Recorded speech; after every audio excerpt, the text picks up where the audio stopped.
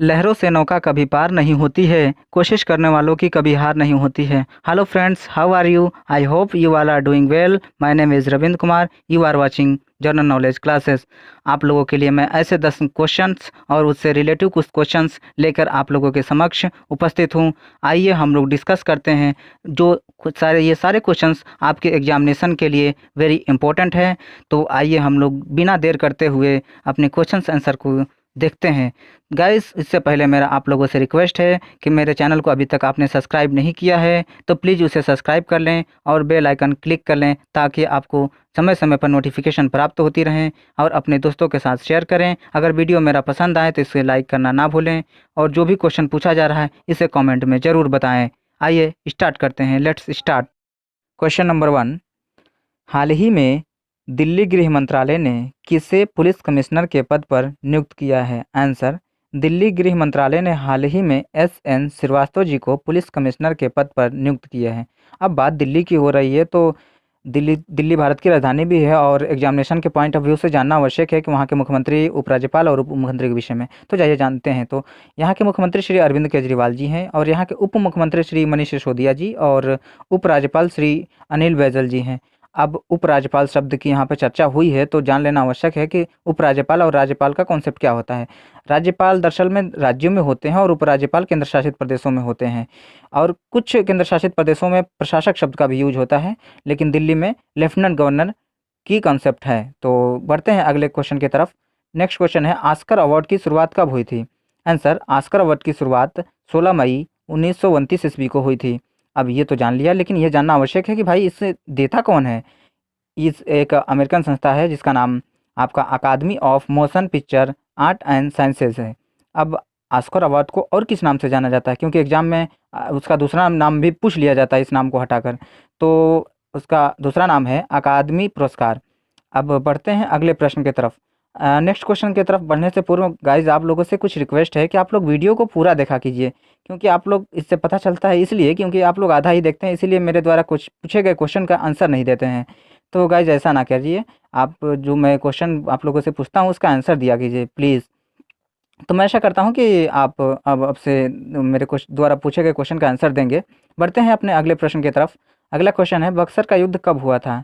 Answer: Buxar का युद्ध 1764 ईस्वी में हुआ था। अब किसके किसके बीच हुआ था यह भी जान लेना आवश्यक है।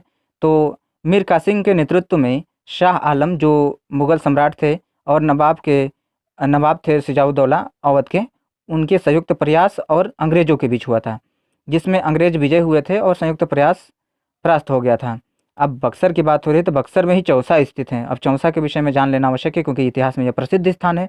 तो चौसा में हुमायूं और शेरशाह सूरी के बीच में युद्ध हुआ था, जिसमें शेरशाह सूरी विजय हुआ था और हुमायूं परास्त हुआ था। ये युद्ध 1539 ईस्वी में लड़ा गया था। अब बात बक्सर की हुई है तो बक्सर बिहार में स्थित है, आप लोग सब लोग जानते हैं। तो बिहार के विषय में भी कुछ जान लेना आवश्यक है। हालांकि कुछ तथ्य बिहार के विषय में बताए गए हैं जो पिछले वीडियो में बताए गए हैं, जिसका डिस्क्रिप्शन में लिंक पड़ा है, आप लोग वहां से देख सकते हैं।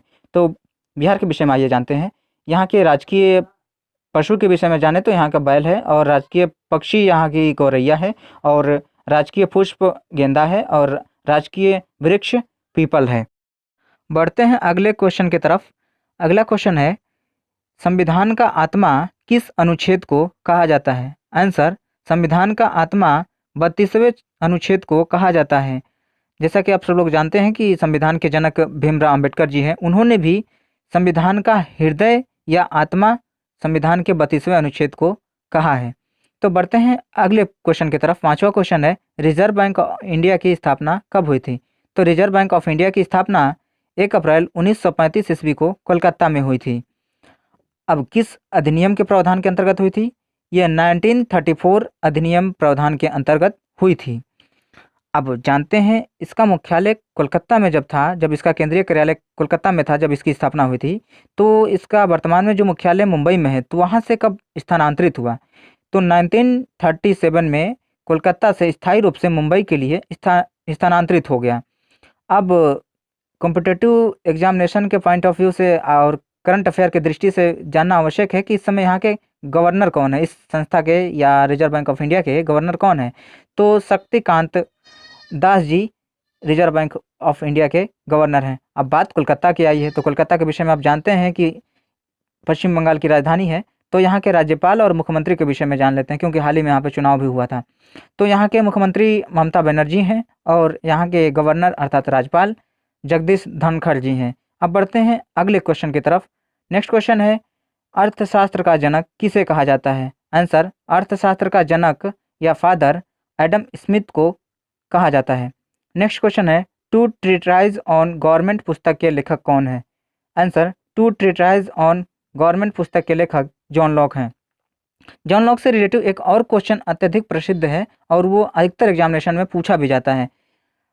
इन्हें उदारवाद का जनक भी कहा जाता है। यह क्वेश्चन अधिकतर एग्जामिनेशन में पुट अप होता रहता है। फ्रेंड्स, मुझे क्वेश्चनों को यहाँ पे गिनवाना नहीं है कि 10 क्वेश्चन मैं लाऊंगा और आपके साथ डिस्कस करूँगा, ऐसा नहीं है। मैं 10 क्वेश्चन और उससे रिलेटिव जितने भी हो सकते हैं मेरे से, और जितने मुझे लगता है कि इम्पोर्टेंट हैं इनसे रिलेटिव, तो मैं इनको आपके साथ डिस्कस करने का प्रयत्न करता हूँ। पढ़ता हूँ अगले प्रश्न की तरफ। क्वेश्चन नंबर 8, सौरमंडल के विषय में विश्व के समक्ष जानकारी प्रस्तुत करने का श्रेय किसे जाता है? आंसर, सौरमंडल के विषय में विश्व के समक्ष जानकारी प्रस्तुत करने का श्रेय कोपरनिकस को जाता है। अब सौरमंडल के विषय में बात हो रही है तो जान लेना आवश्यक है या कॉम्पिटिटिव एग्जाम के दृष्टि से इम्पोर्टेंट है कि इसमें कितने ग्रह हैं और कौन छोटा ग्रह है, कौन बड़ा ग्रह है और किसे चमकीला ग्रह कहा जाता है। तो आइए सब जानते हैं। इसमें 8 ग्रह हैं और बृहस्पति ग्रह को सबसे बड़ा ग्रह माना जाता है और बुध ग्रह को सबसे छोटा ग्रह माना जाता है और शुक्र ग्रह को चमकीला ग्रह कहा जाता है। बढ़ते हैं 9वें क्वेश्चन की तरफ। 9वां क्वेश्चन है, बॉर्डर गावस्कर ट्रॉफी किस खेल से संबंधित है? Answer, border Gavaskar trophy cricket से संबंधित है। यह ट्रॉफी भारत और ऑस्ट्रेलिया के मध्य गावस्कर और बॉर्डर के सम्मान में खेला जाता है।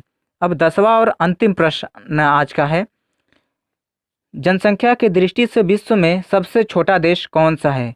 न केवल जनसंख्या की दृष्टि से बल्कि आपके क्षेत्रफल की दृष्टि से भी सबसे छोटा देश है। आंसर, जनसंख्या के दृष्टि से सबसे छोटा देश वेटिकन सिटी है। यह न केवल जनसंख्या की दृष्टि से वरन क्षेत्रफल की दृष्टि से भी सबसे छोटा देश है। यहाँ पे 800 जनता निवास करती है। अब मेरा आप लोगों से एक प्रश्न है कि विश्व जनसंख्या दिवस कब मनाया जाता है? आप इससे ज़रूर इसका आंसर बताइएगा कमेंट के माध्यम से। आप लोगों के कमेंट का मुझे बेसब्री से इंतज़ार रहेगा। मुझे आशा है कि आप लोग इस क्वेश्चन का आंसर बताएंगे। सो गाइज़, आज के सारे क्वेश्चंस यहीं पर ख़त्म होते हैं और आपको अगर ये वीडियो पसंद आए तो लाइक कीजिएगा, अपने दोस्तों के साथ शेयर कीजिएगा और प्लीज़ सब्सक्राइब ज़रूर कीजिएगा और बेल आइकन प्रेस कर लीजिएगा ताकि जब हम नए नए वीडियो अपलोड करें तो आपको उसके नोटिफिकेशन समय समय पर प्राप्त होती रहे। धन्यवाद।